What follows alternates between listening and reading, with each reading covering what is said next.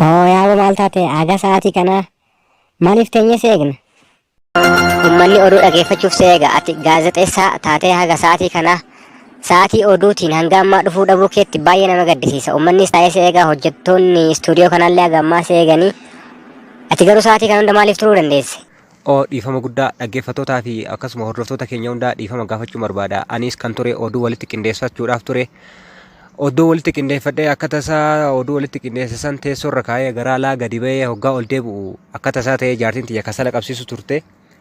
Kasalli qabachuu fi didee waraqaa ani oduu irratti barreessaa ture fuutee kasalaan qabsiistu. Hoggaa ol deebi'u waraqaan hin jiru. Achi booda oduu qindeeffachuuf ture aga sa'aatii kanaa ture dhiifama naa godhaa. Hayyee haa ta'uti amma oduu qopheeffatte harkaa yoo qabaatte uummataaf akka qophee akka dhiyeessitu si gaafanna. Dhaggeeffattoonni oduu dhaggeeffachuudhaaf amma qophiirra waan jiraniif ta'anii waan nu eeguu jiraniif gara istaadiyoo dhuftee oduu akka dhiyeessitu siin jedha.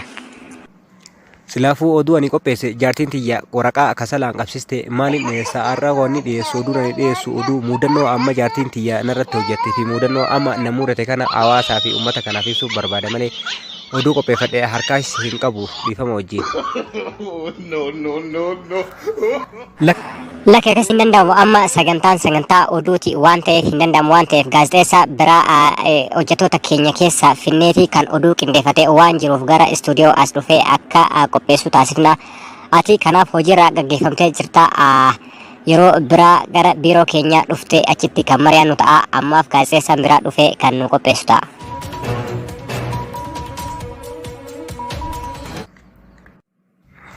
Ashamaa harka fuunee kabajamtootaa fi hordoftoota keenya oduu qabannee isinii dhiyaanne irraa hanga dhumaatti nu waliin ta'an afeeraa keenya. Oduu kana kan isinii dhiyeessu aan obbo Shimallis Gammachuuti.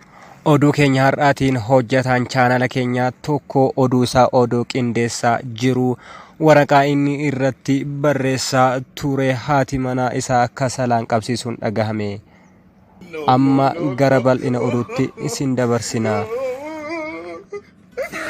Obbo hin sarmuu hin seenee hojjetaan chaanala keenya yeroo oduu isaa barreessu mana fincaanii deemuuf yeroo ala ba'u haati manaa isaa waraqaa inni oduu irratti qindeeffate kasalaan qabsiisuun dhagahame. Yeroo inni gara manaatti deebi'us oduun inni qindeeffate kasalaan qabsiifame waraqaanis dhabama ta'e. Sana booda hojjetichi rifachuudhaan gara istuudiyoo yeroo dhufutti hoggantuun biiroo keenya kan chaanala keenya oduu qopheeffatte dhiyeessii yeroo jettuun itti waan qopheeffadhe hin qabu dhiifama naa godhaa jechuun hojiirra ari'amuun dhagahame. Kan har'aaf jenne kanumaa.